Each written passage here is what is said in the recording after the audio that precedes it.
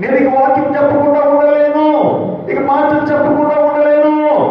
దేవుడు బిడ్డలు అప్పటికే ప్రజలందరూ కూడా సిద్ధపడిపోయారు. ఇదిగో యాజకుడు ధర్మశాస్త్రము బోధించక మానడు, ప్రవక్త ప్రవచించక మానడు. రండి మాటలతో కొట్టేద్దామని. ఏం చేద్దాం? మాటలతో కొట్టేద్దాం రండి, మాటలతో కొట్టేద్దాం రండి అంటే దేవుడు వినండి.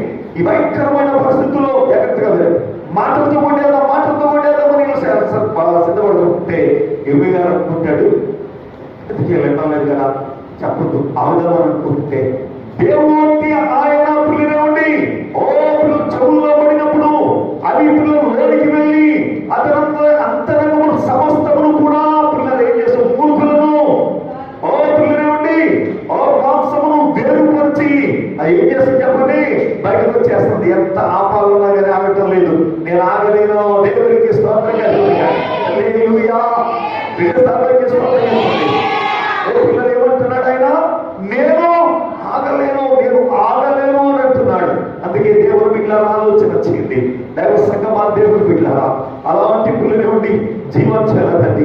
అలాంటి ఆహారము భుజించిన వారందరూ కూడా, ఆహారం తిన్న వారందరూ కూడా పిల్లలు ఉండి తమ యొక్క పిల్లలని సర్వస్వమును పిల్లలు విడిచిపెట్టి, తమ సుఖాలను విడిచిపెట్టి, తమ క్షేమాలను విడిచిపెట్టి, తమ నివాసాలను విడిచిపెట్టి సువార్త నిమిత్తం కష్టమైన కరువైన ఇరుకైన ఇప్పుడు యాదైనా పాతైనా ఏదైనా కానీ పిల్లలు ఉండి ఆ పిల్లల్ని సువార్త పరిచయకు వాక్య ప్రచారం కోసం వచ్చేసారు. దేవుడికి స్తోత్రం ఖండాలు దాటారు, దేవుడి రాచపట్టణాలు దాటారు, గ్రామాలు దాటారు. పిల్లలు ఎక్కడెక్కడ ఉందో పిల్లలు వచ్చి పిల్లరా తమది కాని ప్రదేశంలో తమ పిల్లలు ఏం చేశారు చెప్పండి?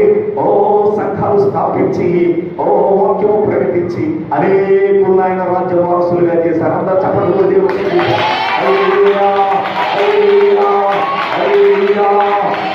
దేవుడి సంగమా దేవుడు బిడ్డలను ఆలోచించండి. దేవుడి సంగమా దేవుడి బిడ్డలను ఆలోచించండి. సోదరు గారు కథ తెలుసుకునేది వినండి. దేవుడి బిడ్డలను ఆలోచించండి. ఇక్కడ పిల్లలు ఆ వాక్యము లేకపోతే ఆహారం భుజించినట్టయితే ఏం చేసి చెప్పండి? ఆహారం భుజించిన వాడికి ఎన్నాడు కూడా తప్పికోడు, ఇంకెన్నాడు తప్పికోడు. ఇంకెప్పుడు వాడు చేస్తారు ధ్యానం ఎవరి మీద ఉంటుంది చెప్పండి?